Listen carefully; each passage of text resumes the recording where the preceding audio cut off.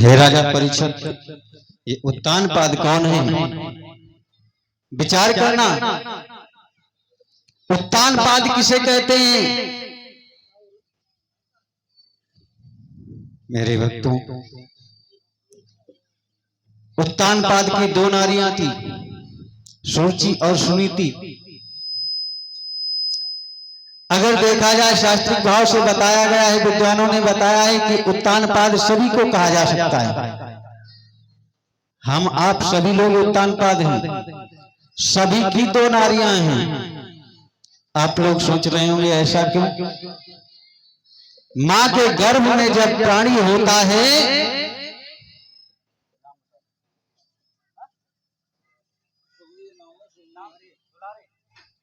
और ये दुलारे दादा की तरफ से 21 मुद्राओं का दाना है, 20 मुद्राओं का दाना है। मंच की तरफ से मंगल कामना है। ये प्रसाद दे दो।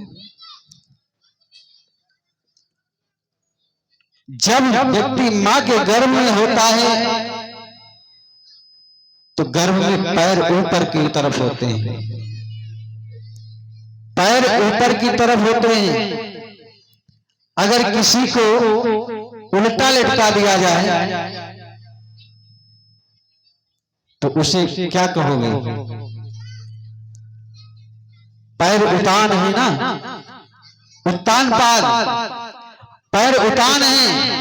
मां के गर्भ में हर एक प्राणी के पैर ऊपर होते हैं। दो नारियां, एक अपनी इच्छा, एक दूसरों की इच्छा। यहां पे उस नारी से मतलब नहीं है जिस चक्कर में आज माया के चक्कर में लोग फंसे। विचार करना भक्तों, दो नारियों का मतलब यहां पर अपने भाव से दिया गया है।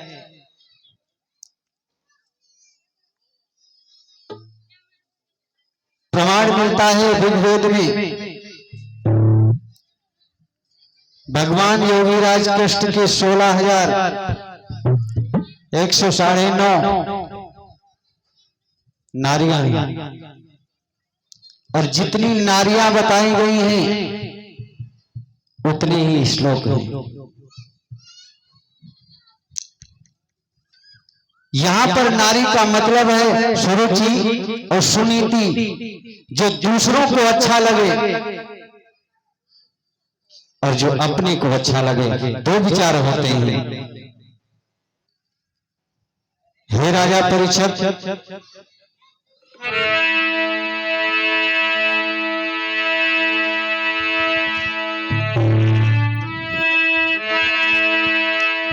उत्तानपाद भूपाल सुनाऊं हाल प्रजा रे राजी।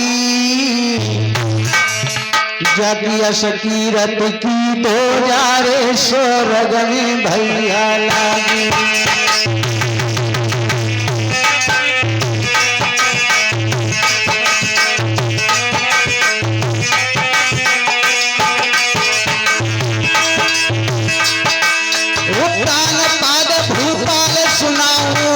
सुनो दे ध्यान प्रजा के भाई,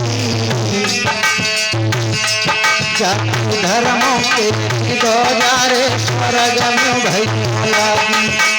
धर्मों के दो जा रे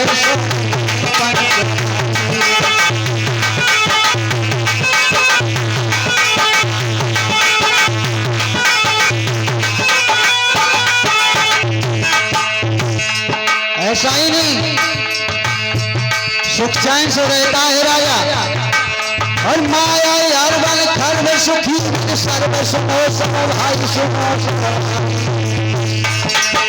नीतिवान भोपाल रे जग प्रजा कर पढ़ाई। भोपाल रे जग प्रजा कर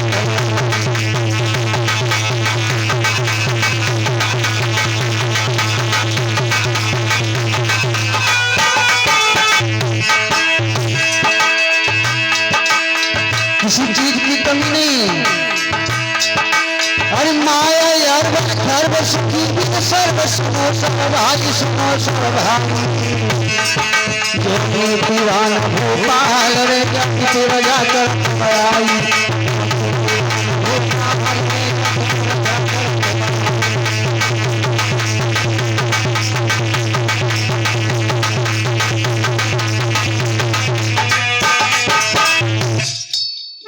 बड़ा ही नीतिवान राजा है, बड़ा ही धनवान राजा है। यहां तक बताया गया है राजा उत्तानपाद के राज्य में जब प्रजा सोती थी तो राजा का नाम लेकर के सोती थी। हे राजा परीक्षित, इतना नीतिवान राजा है, प्रजा को अपना पुत्र मानती है, अपना पुत्र मानता है राजा, प्रजा अपना पिता मानती है। सुबह उठते हैं तो राजा उत्तानपाद का नाम लेता है। हर प्राणी सुखी है, लेकिन एक बात की कमी है। हे राजा परीक्षित, इतना धर्मवान राजा बिना दान दिए भोजन नहीं करता, प्रजा को दुखी नहीं देख सकता है, धर्म में पीछे नहीं है। जिसकी एक पत्नी है सुनीति, सुख चैन से रह रहे हैं। एक दिन की बात है, सुनीति मैया आंगन में बैठी है, एक दासी आई, नजर पड़ गई रानी पे। उस दासी ने मुंह मोड़ लिया। क्यों? क्योंकि राजा के संतान नहीं है, राजा के संतान नहीं है। जब राजा के संतान नहीं है भक्तों, इसमें कोई दोष तो नहीं है, लेकिन इस संसार के लोग क्या न सोच लें। उस दासी ने कहा, मन में विचार किया, आज मेरा दर्शन हो गया निपुतनी से, निर्वंशनी से, मेरा दिन खराब हो गया। रानी ने ऐसे भाव को देखा, दिल में ठेस लगी, पीड़ा हुई। आज प्रभु का ध्यान किया, मन नहीं लग रहा है। राजा उत्तानपाद को बुलाने का प्रयास किया, तो श्री वाणी को भेजा, हे वाणी, जा महाराज को बुला लाओ। महाराज उत्तानपाद आए। क्या बात है रानी, क्यों उदास हो? आज मैया सुनीति कहने लगी, है पिया, आज मुझे एक बहुत बड़ा कष्ट हुआ है। क्या कष्ट है? आज मेरा मन नहीं लग रहा है। क्यों मन नहीं लग रहा है?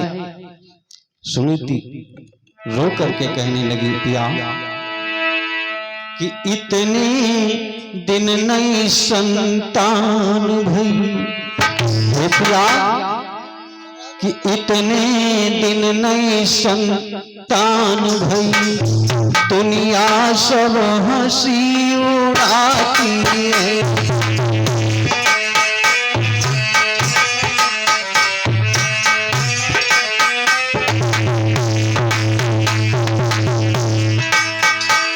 इतने दिन नई संतान भई, दुनिया सब हंसी उड़ाती है। महाराज केवल कहे लही जो दुखिया बांझ कहती है।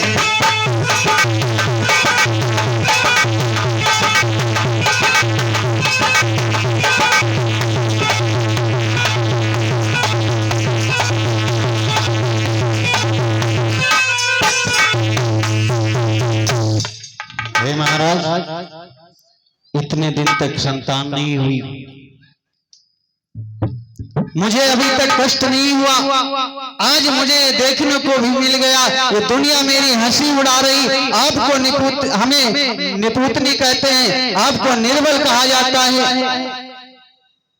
राजा उत्तानपाद कहने लगी, गौरी, हे रानी, अरे ये तो परमात्मा का खेल है, ये हमारे बस में नहीं है, ये तुम्हारे बस में नहीं है, संसार के किसी के व्यक्ति के बस में नहीं है। अरे संतान होना अपनी इच्छा के स्वरूप नहीं होता है। हे रानी, ये प्रभु की माया है, नहीं हुई है, मुझे संतोष करना पड़ेगा। क्या कर सकता हूं? विचार करना भक्तों। श्री व्यास में सुखदेव जी महाराज बोले, हे राजा परीक्षित, उस समय मैया सुनीति ने राजा उत्तानपाद को एक आदेश दिया। वो आदेश कौन है? ऐसी ऐसी छत्राणी हुई हैं, ऐसी वीरांगनाएं हुई हैं जिन्होंने अपना बलिदान दे दिया। राजा परीक्षित कहने लगे, गुरुदेव, रानी सुनीति ने कौन सा बलिदान दे दिया? राजा परीक्षित, तुम्हारी समझ में नहीं आया। श्री सुखदेव जी बोले, हे राजा परीक्षित, उस समय मैया सुनीति ने कहा, हे राजन, मेरी एक इच्छा है, मेरे गर्भ से कोई संतान नहीं हुई है, मुझे कोई कष्ट नहीं है। अगर आपकी मर्जी हो, मेरा मन है, मेरी ये आज्ञा है, मेरा ये विचार है कि आप दूसरी शादी कर लो। राजा उत्तानपाद के दिमाग में करंट लगा। हे रानी, ये तुम क्या कह रही हो? अरे इस संसार में कौन सी औरत होगी जो अपनी सबत को देखना चाहेगी? और तुम मुझसे कह रही हो, आग्रह कर रही हो, दूसरी शादी कर लो। आप जानती भी हो, दूसरी शादी तुम्हारे लिए क्या हो सकता है? मैया सुनीति कहने लगी, हे पिया, मैं सब कुछ झेलने के लिए तैयार हूं। अगर कोई संतान हो जाएगी, मेरी बहन आएगी, कोई संतान हो जाएगी, आपका कुल चल जाएगा, मुझे खुशी होगी। राजा उत्तानपाद कहने लगे, देवी, तुम भूल कर रही हो। इस संसार में कोई औरत नहीं होगी जो अपनी सबत को देखना चाहे। अपने पैरों पे कुल्हाड़ी मार रही हो। बहुत समझाया, राजा उत्तानपाद नहीं चाहते थे, लेकिन मैया सुनीति ने हट कर दिया। राजा उत्तानपाद समझाने लगे, हे रानी, क्या दशा होती है जिनकी दो नारी होती है? सुनो, अरे कैसे निभाई, अरे कैसे निभाई जिनकी दुई दुई नारी, कैसे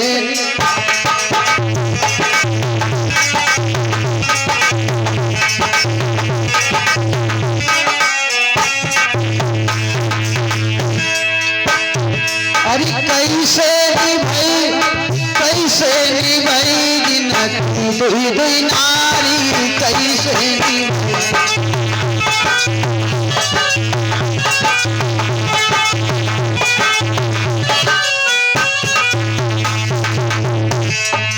जिस घर में दो नारियां होती हैं, उनकी दशा क्या होती है? हे रानी, समस्या आ जाती है। अरे एक कहई हम वृंदावन जइबै, एक कहई हम वृंदावन जइबै,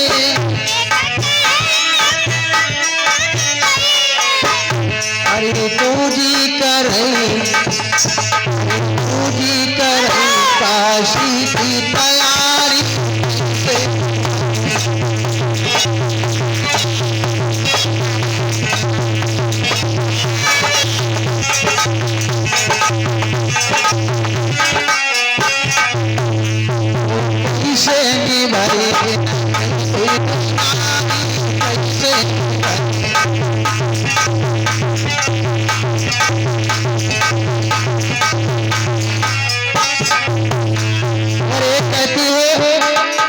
बन जाएंगे तो दूसरी काशी की तैयारी। घर में चूल्हा लो, दो नारियां हैं, फिर भी चूल्हा नहीं जल रहा है, दुर्दशा हो जाती है। हे रानी समझ जाओ, नहीं किया शादी कर लो। उत्तानपाद महाराज समझा रहे हैं, हे रानी अरे एक है हम टेम्पुआ से जइबे,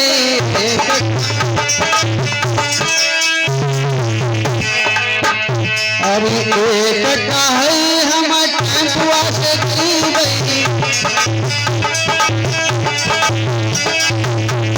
अरे तू जी का टाटा गाड़ी कैसे की गए।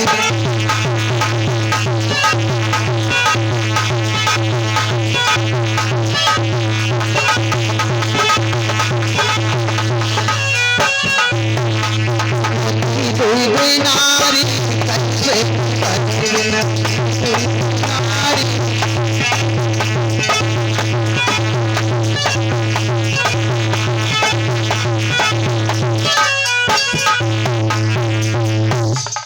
महारानी इस चक्कर में मत पड़ो। दो नारियां जिनके घर में होती हैं उनकी दुर्दशा हो जाती है। महाराज दशरथ के 3 रानियां थी। विचार करना भक्तों, बेटों को वनवास हो गया, महाराज का मरण हो गया। आज महाराज उत्तानपाद समझाने लगे, हे महारानी इस चक्कर में मत पड़ो, दूसरी शादी हम नहीं करेंगे। श्री व्यास नंदन सुखदेव जी महाराज बोले, राजा परीक्षित जब उत्तानपाद महाराज नहीं मानते हैं, निवेदन करते हैं, समझाते हैं, हे पिया शायद मेरी कोख से कोई लाल न पैदा हो, आप मेरी बहन को लाओगे, मैं सारे कष्ट उठाऊंगा, लेकिन अगर कोई संतान हो गई तो आपका वंश चल जाएगा। राजा उत्तानपाद मान जाते हैं। आज काशी राजनरेश के वहां स्वयंवर है। महाराज उत्तानपाद को अवसर मिला, गए। स्वयंवर क्या था? एक मछली ऊपर टांगी जाती है, नीचे कढ़ाई में तेल रखा गया। विचार करना भक्तों, तेल में मछली की आंख को देखना है, मछली की आंख को तेल में देखना है और तीर ऊपर मारना है, आंख को भेदना है। उस समाज में सारे लोग बैठे हैं, अनेक राजा महाराजा आए,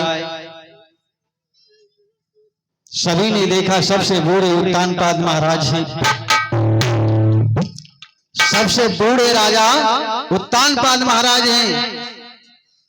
कुछ लोगों ने विचार किया, अगर हम आप अवसर लेंगे तो इस समाज कहेगी कि इनको अवसर नहीं मिला और ये व्यर्थ ही तो आए हैं।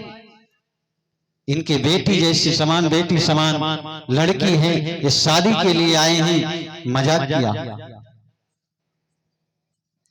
अगर ये आए हैं तो ऐसा करो, ये सबसे बूढ़े हैं ना, तो सबसे पहले अवसर इनको दे दिया जाए।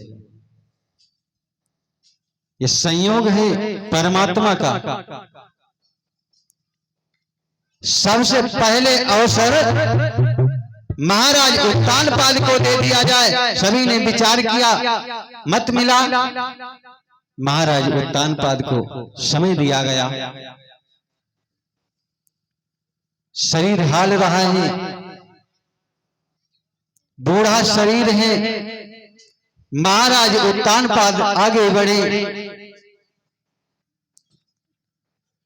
जो संकल्प था उसको पूरा कर दिया। हे राजा परीक्षित, उस कढ़ाई में देख करके राजा उत्तानपाद ने उस मछली की आंख को भेद दिया। अब तो सारी समाज में सन्नाटा छा गया, लेकिन ये महाराज का संकल्प था। कन्या को महाराज उत्तानपाद के साथ में विवाह दिया। महाराज उत्तानपाद धूमधाम से अपने घर को आए। जो लड़की थी, विचार करना भक्तों, उसका नाम सुरुचि था। एक रानी सुनीति है, जो नीतिवान है, सभी को समान समझती है, दूसरे की भावनाओं को ठेस नहीं देती है। एक सुरुचि है, नाम से बहुत बड़ा प्रभाव पड़ता है। सुरुचि का स्वभाव ऐसा है, अपनी इच्छा के अनुसार कार्य करना। आज महाराज उत्तानपाद डोली को लेकर के अपने महलों की तरफ चले। घर पे आए, महारानी सुनीति ने आदेश किया, दासियों को, जाओ मेरी बहन को ले आओ। आदेश का पालन हुआ, आरती सजाई गई, दासियां गई, कहने लगी, महारानी चलो, आपको महारानी बुला रही है। जैसे ही सुना एक महारानी बुला रही है, सुरुचि सोचने लगी ये महारानी कौन है। दिमाग में करंट लग गया। दासियों से पूछने लगी कौन बुला रहा है। दासी कहने लगी महारानी, एक महारानी महलों में आपको बुला रही हैं। आज आरती को हाथ मार दिया, महाराज को बुलाया जाए। महाराज उत्तानपाद बुलाए गए। महाराज, ये क्या देख रही हूं मैं। महाराज उत्तानपाद बोल नहीं पा रहे हैं, समझ में नहीं आ रहा है। महारानी कहने लगी, एक बात बताओ महाराज, ये बात सत्य है, एक रानी आपके पहले से है। महाराज उत्तानपाद कहने लगे, हाँ महारानी। और रानी कहने लगी, हे महाराज, आपकी इतनी अवस्था हो गई,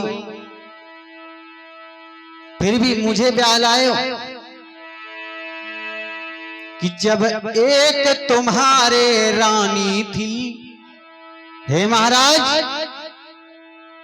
जब एक तुम्हारे रानी थी, तो मुझे व्यर्थ ले आए हो।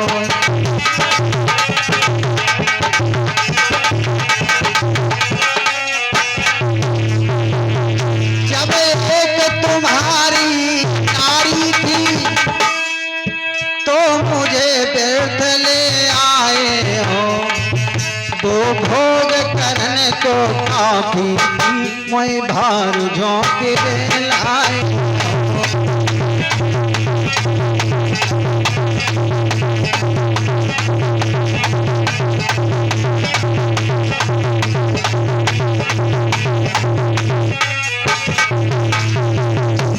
हे महाराज, जब आपके वहां एक रानी थी, तो फिर मुझे व्यर्थ ले आए हो। अरे भोग करने के लिए काफी थी, मुझे क्यों लाए हो। क्या मुझे भार झोंकना है, मेरा जीवन बर्बाद करना है। महाराज उत्तानपाद कहने लगे, देवी ऐसा नहीं। फिर क्या है। महाराज उत्तानपाद कहने लगे, देवी आप जैसे चाहो वैसे इस महलों में रहो, महारानी की मर्जी से आई हो, महारानी आप बन करके रहो। आज हो सुरुचि कहने लगी, महाराज ऐसे नहीं,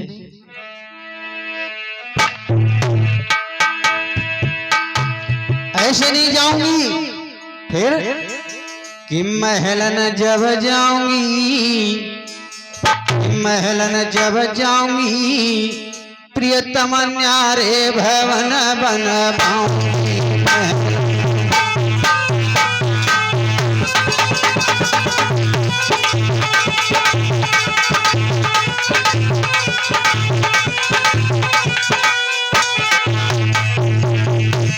कि महलन जब जाऊंगी, जब जाऊंगी, सैया न्यारे भवन बनवाऊंगी।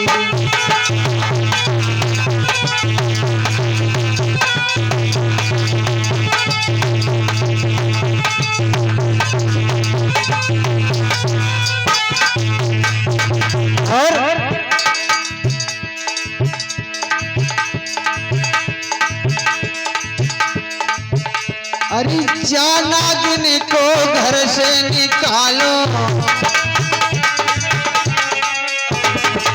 जानागिन को घर से निकालो।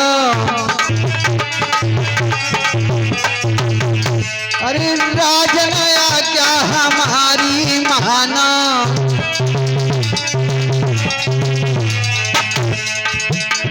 कि महलन जब जाऊंगी, कि महलन जब जाऊंगी, प्रियतम न्यारे भवन बनवाऊंगी।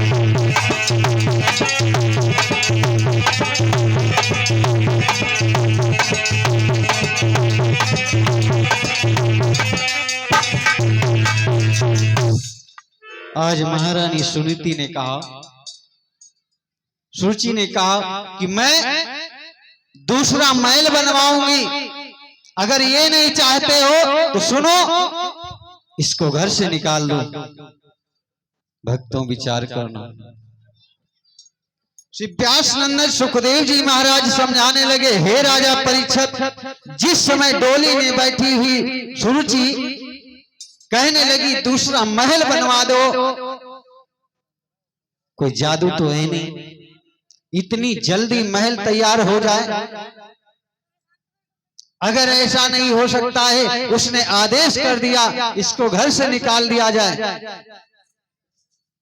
आज महारानी ने सुना मेरी बहन बिगड़ रही है, बाहर आई, पैरों को पकड़ लिया। जैसे ही पैरों को पकड़ा, पैर मार दिए, रानी गिर पड़ी। आज सुनीति गिर पड़ी। हे राजा परीक्षित, ऐसी औरत कौन होगी जो अपने पिया के लिए बलिदान हो रही है? आज सुनीति सुरुचि से कहने लगी, बहन मेरी मर्जी से तुम आई हो, तुम्हारी मर्जी से मैं जो बताऊं करूंगी, लेकिन घर मत छोड़ो। अब आ चुकी हो, जो आदेश करोगी मैं उसका पालन करूंगा। सुरुचि ने विचार किया, महाराज को बुलाया गया। कहने लगी, महाराज ये पहले वाली नारी जो है, स्त्री है, इसकी मड़िया खेतों में डलवा दिया जाए।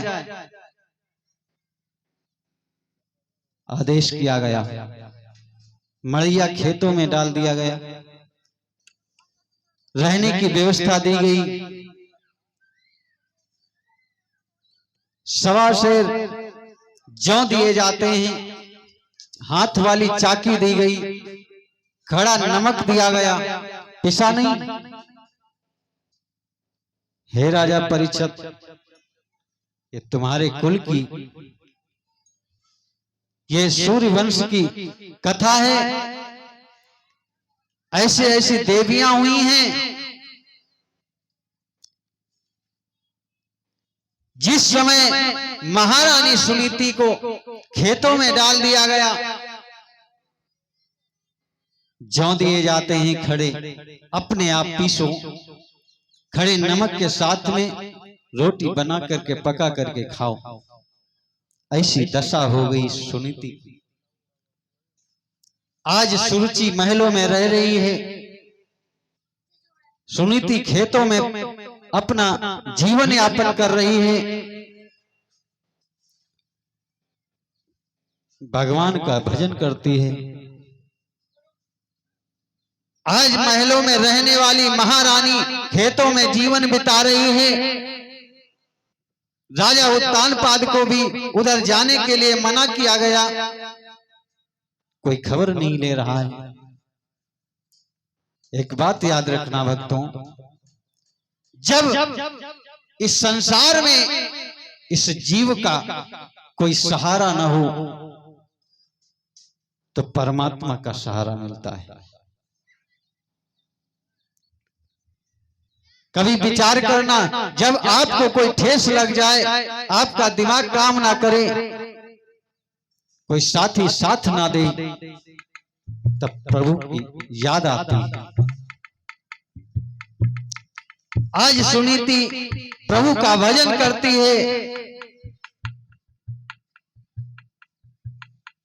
खेतों में जीवन यापन करती है। राजा उत्तानपाद भी उधर नहीं जा सकते हैं। हे राजा परीक्षित, एक दिन की बात है, महाराज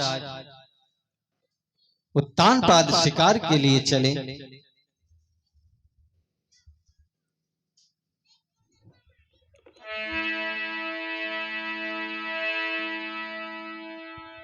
महाराज उत्तानपाद शिकार करने के लिए चले, जंगल में जाते हैं। महाराज उत्तानपाद को देर हो गई। ये समय की बात है। महाराज उत्तानपाद को जंगल में देर हो गई। इधर फाटक बंद हो गया, महाराज उत्तानपाद नहीं वापस आ पाए। विचार करना भक्तों, जब रात्रि को वापस आए तो देखा गेट बंद है। महाराज उत्तानपाद ने आवाज नहीं लगाई। ये परमात्मा का संकेत है। महाराज उत्तानपाद ने आवाज नहीं लगाई, याद आ गई कि मेरी एक रानी है, बरसों हो गए मैंने अभी तक मिला भी नहीं। आज मौका अच्छा है, देर भी हो गई है। महारानी पूछेगी तो बता देंगे जंगल में भटक गए, नहीं आ पाए। चलो देख लें कैसी दशा है। आज महाराज उत्तानपाद ने विचार किया, पहले वाली रानी को मिल लिया जाए। इधर हे परीक्षित, वो मैया इंतजार कर रही है, क्योंकि वो पतिव्रता औरत है। जौ की 2 रोटियां बनाई, उसको खबर हो गई आज मेरे पिया जंगल से वापस नहीं आए, भोजन नहीं किया। हो सकता है ज्यादा देर हो जाए, मेरे वहां आ जाएं। और जब पति भोजन नहीं किया है तो मुझे भी भोजन नहीं करना चाहिए। इस आस में बैठी है। आज महाराज उत्तानपाद, रात्रि का समय है, महारानी सुनीति के पास में गए, कुंडी को खटखटाया। कौन? महाराज उत्तानपाद। कुंडी को खोला,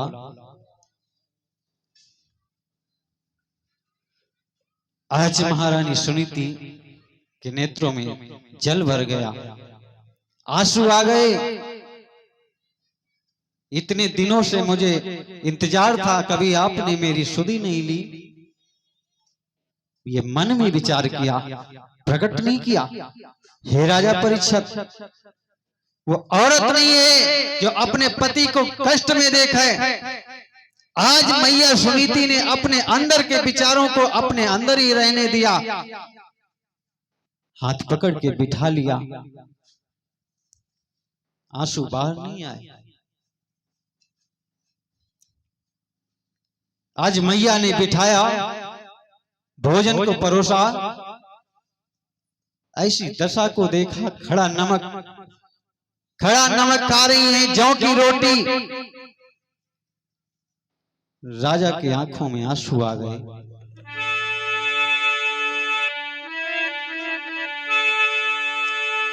राजा रोने लगे कि राजा रोई गए, कि राजा रोई गए, अरे देख के दशाया जो रानी।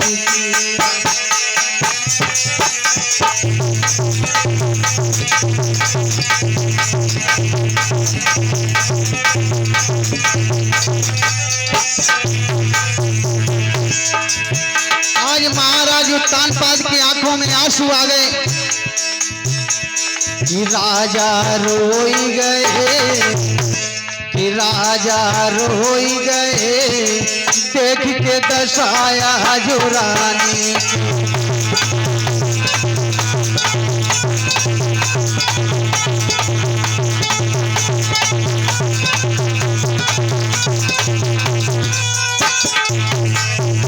हे महारानी, कैसी दशा हो गई? मैंने तुमको समझाया था। रो करके कहने लगी, हे देवी, कि मैंने तुम्हें बहुत समझाया, मैंने तुम्हें बहुत समझाया,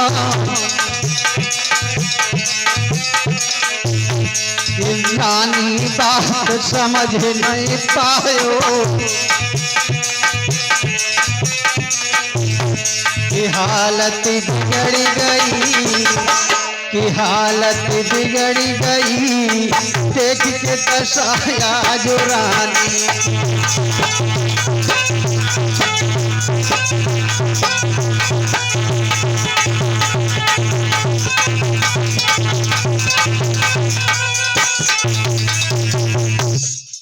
राजा रोने लगे, हे महारानी, मैंने आपको बहुत समझाया, आपने नहीं मानी,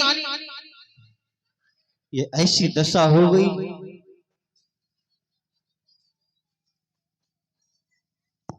आज लिपट के रोने लगे। धैर्य बनाया। आज सुनीति मैया ने महाराज उत्तानपाद को भोजन कराया, स्वयं भोजन किया। श्री व्यास नंदन सुखदेव जी महाराज कहने लगे, हे राजा परीक्षित, वो शुभ घड़ी उस समय थी, आज एक घटना घटने वाली है। उस रात को महाराज उत्तानपाद उस कुटिया में रहे, महारानी के साथ भोग विलास हुआ। उसी रात को महारानी गर्भित हो गई, गर्भ आ गया। इधर राजा को डर हुआ कि मेरी रानी जान न जाए, मैं पहले वाली रानी को मिलने आया था। सुबह का वक्त है, 3 बज रहा है। महाराज उत्तानपाद जगे, कहने लगे, महारानी मुझे जाना पड़ेगा। आज आंखों में नीर भर करके मैया सुनीति ने कहा, इतना डर है आपको, जा सकते हो। महाराज उत्तानपाद चले हैं, 3 बजे का समय है, गेट पे बैठ गए, कुंडी खटखटाई, सिपाहियों ने गेट खोला। दरबार गए, महलों में गए, कुंडी खटखटाई। महारानी सुरुचि जब आई रात में बेचैन थी, महाराज नहीं आए। महलों की जैसे कुंडी खटखटाई, महारानी सुरुचि निकली, कहां थे?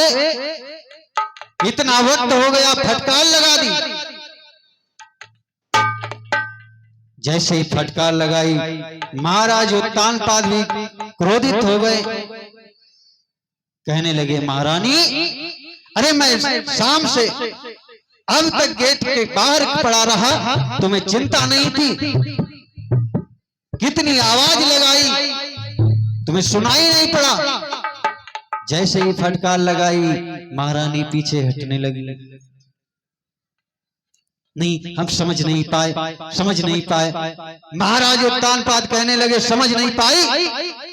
मुझे ललकार लगा रही हो, मुझे दोषी बना रही हो? मेरी फिक्र होती तो कभी देखा।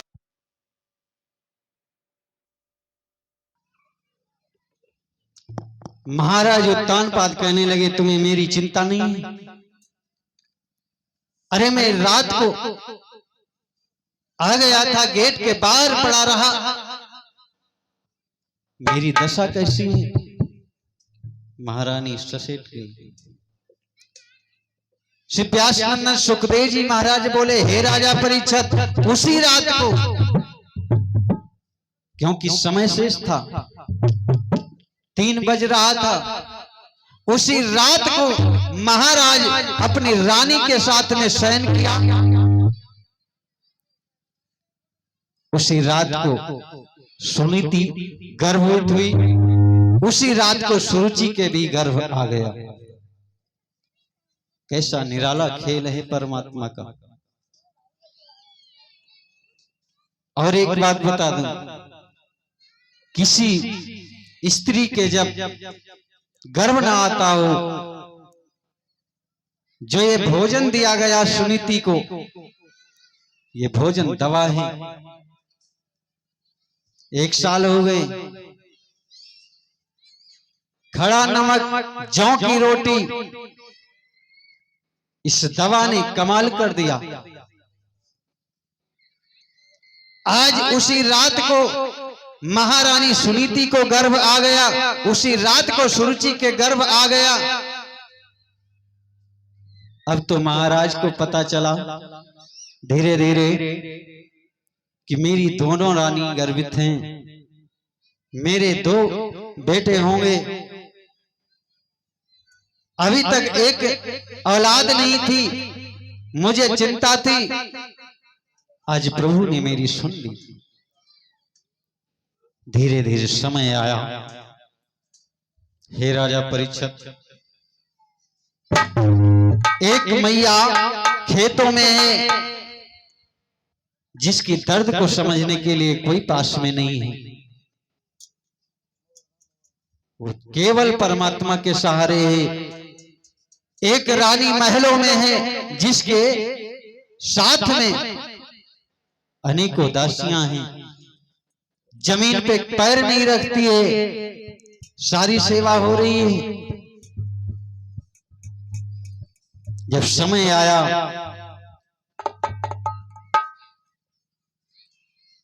नौ महीने बीते, दोनों रानियों को दर्द होने लगा, प्रसव पीड़ा होने लगी। परमात्मा की माया है। आज सुनीति मैया के पास में कोई नहीं है, बच्चा पैदा होना है, पास में कोई नहीं है। क्या दशा होगी, विचार करना भक्तों। इधर मैया सुनीति के दर्द हो रहा है, इधर सुरुचि के साथ में दासियों के द्वारा सेवा कराई जा रही है। उसकी दर्द को समझने के लिए बहुत लोग हैं। आज मैया को दर्द हुआ, परमात्मा का ध्यान किया, बालक का जन्म हुआ। इधर महलों में एक बालक का जन्म हुआ। महाराज उत्तानपाद को बधाई दी गई, सूचना दी गई, आपके महलों में महाराज बालक का जन्म हुआ है। और जो सुनीति महारानी हैं, खेतों में उनके बालक का जन्म हुआ है। महाराज उत्तानपाद खुशियां मना रहे हैं, धन लुटा रहे हैं, दो दो बालक हुए हैं।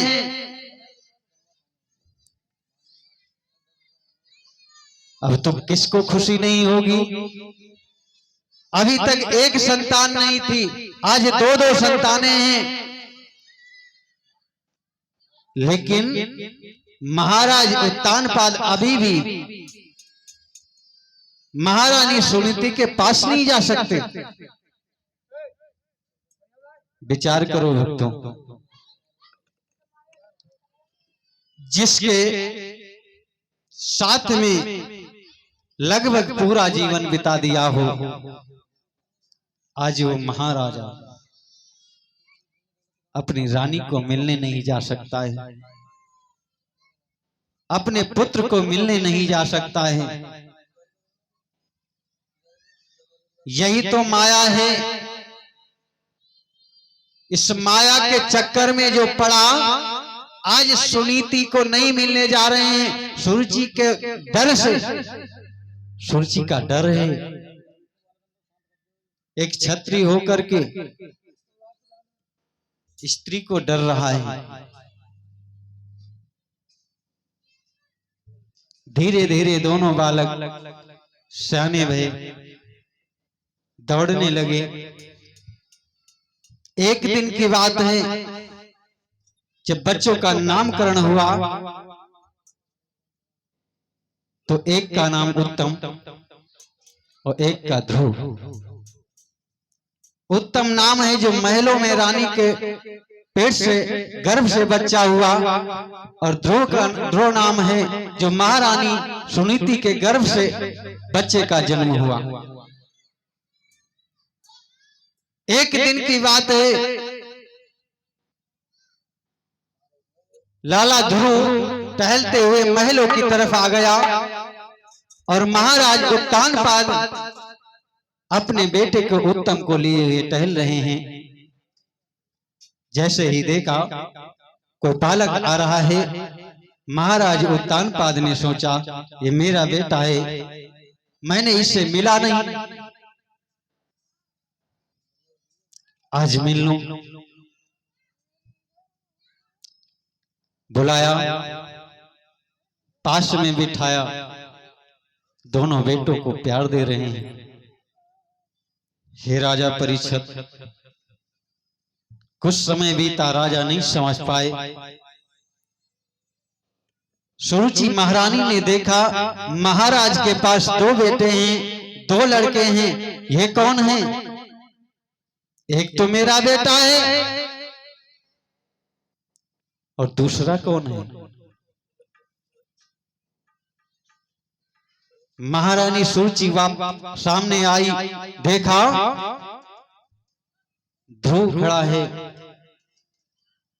उस महारानी का बेटा खड़ा है जिसको निकाल दिया गया, खेतों में मड़ैया डाल के जीवन यापन कर रही है।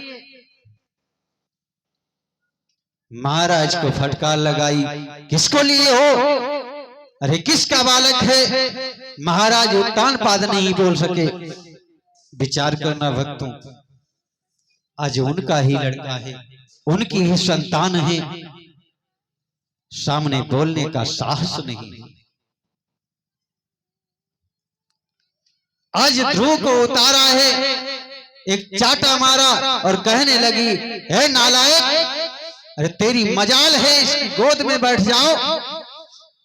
अगर इनकी गोद में बैठना था तो पहले तुम्हें मेरे गर्भ से जन्म लेना पड़ेगा। अहंकार। इन कथाओं से क्या होता है?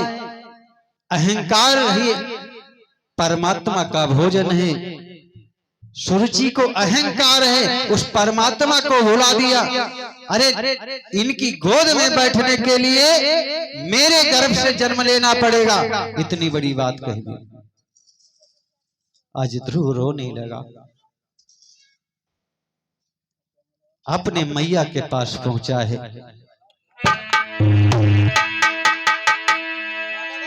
आज सुनीति मैया के पास में ध्रुव पहुंचा है,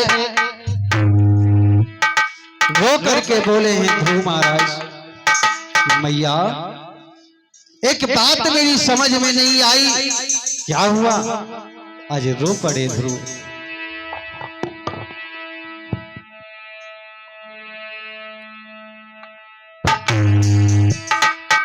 आज रो करके कहने लगे, मैया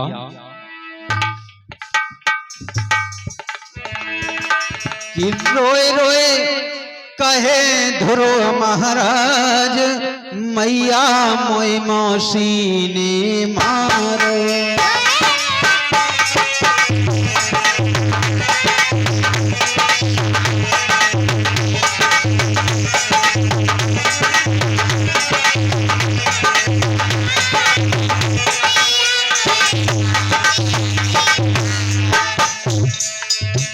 आज वो बेटा रो रहा है,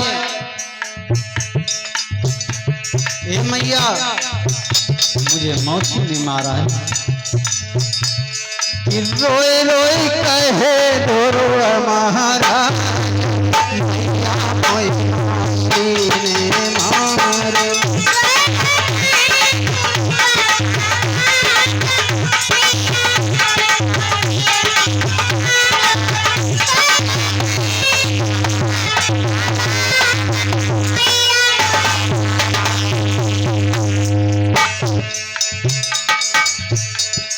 हे मैया क्यों मारा है? मैंने कोई गलती नहीं की। हम और तम दो भैया खेल रहे थे मेरी मैया,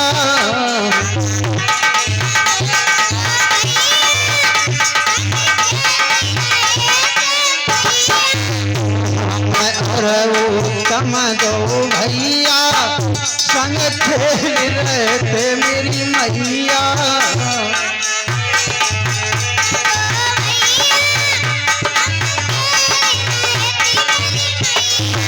क्या है? पिता ने गोदी में उठाई, पासों में मौसी ने।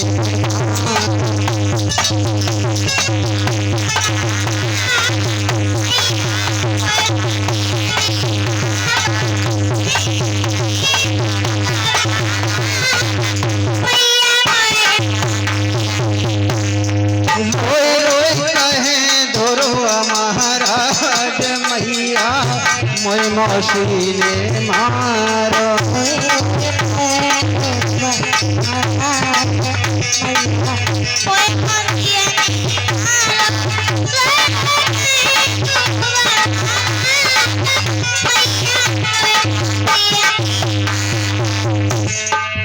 हे मैया महाराज ने मुझे गोदी में ले लिया, इसलिए मैया ने मुझे मारा, मौसी ने मारा। हमसे कहने लगी ये तेरे पिता नहीं,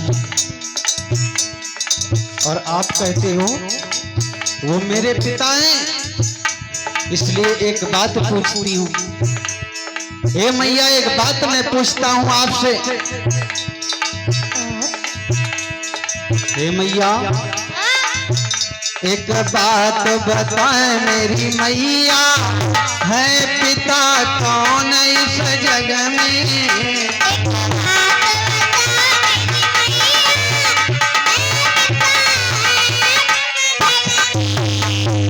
बात पूछ रहो भैया, मेरे पिता कौन है मैया?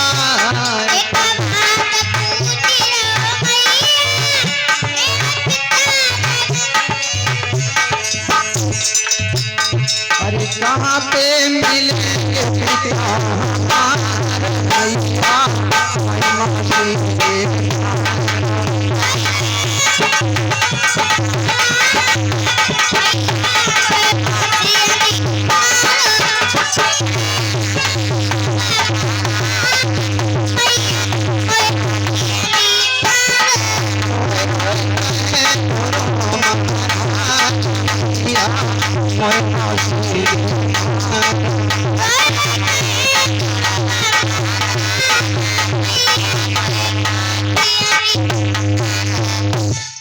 आज ध्रुव महाराज रो करके कहने लगे, मैया आप कहती हो मेरे पिता वो हैं, और मौसी कह रही है तेरे पिता नहीं।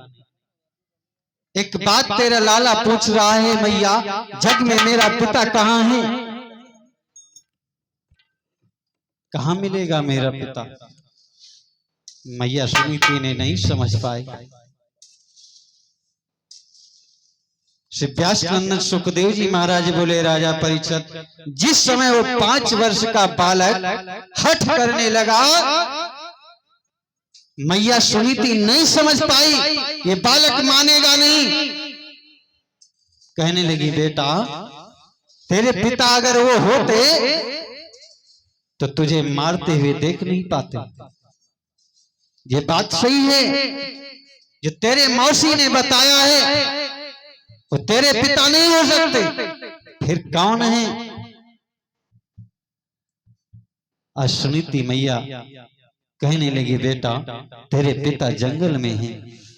तो 5 वर्ष का बालक, हे राजा परीक्षित जिस समय सुना कि मेरे पिता जंगल में हैं, उसने लगन लगा दी, मैं पिता से मिलूंगा, पिता से मिलूंगा।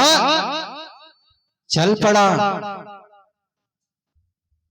प्रमाण मिलता है जब ध्रुव महाराज चले हैं जंगल की तरफ, तो महाराज उत्तानपाद ने सुना, महाराज उत्तानपाद ने सुना मेरा बेटा जंगल को जा रहा है।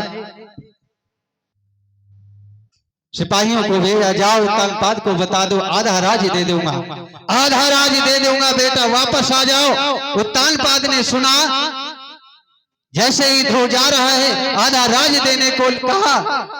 सिपाही गए, ध्रुव ने कहा क्या बात है, क्यों आए हो। सिपाहियों ने कहा महाराज लौट चलो। महाराज ने उत्तानपाद महाराज ने आपको आधा राज देने को लिए कहा। विचार करना भक्तों।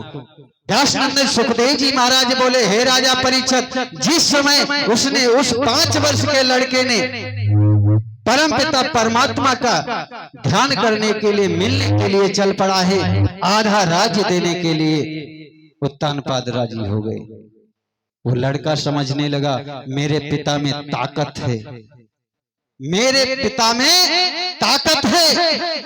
अगर ताकत ना होती, कुछ दूर मैं आया हूं, आज मुझे पूरा आधा राज्य मिल रहा है, आधा राज्य लेकर के क्या करूंगा, भला देख तो लूं। आगे बढ़ता गया। उत्तानपाद को सूचना मिली, नहीं मान रहा है। उत्तानपाद जाते हैं, बेटा कहाँ जा रहे हो, चलो तुमको राजा बना देंगे, जंगल को मत जाओ। ध्रुव कहने लगा, पिताजी जब मैं मार खा रहा था आप सामने खड़े थे, तब तुम्हारे अंदर वो ताकत नहीं थी, मुझे गोदी में ले लो, मुझे मारने से वंचित कर दो। आज मैं अपने पिता को मिलने जा रहा हूँ, आप में साहस आ गया, मेरे पिता में शक्ति है, मैं पिता को मिलूंगा। आज वन को चला है। आइए 2 बार परमात्मा का नाम, गुरुदेव भगवान का आगमन हो चुका है। सभी लोग गुरु जी के वाणी का आनंद लेंगे, सभी लोग 2 बार परमात्मा का नाम लेंगे।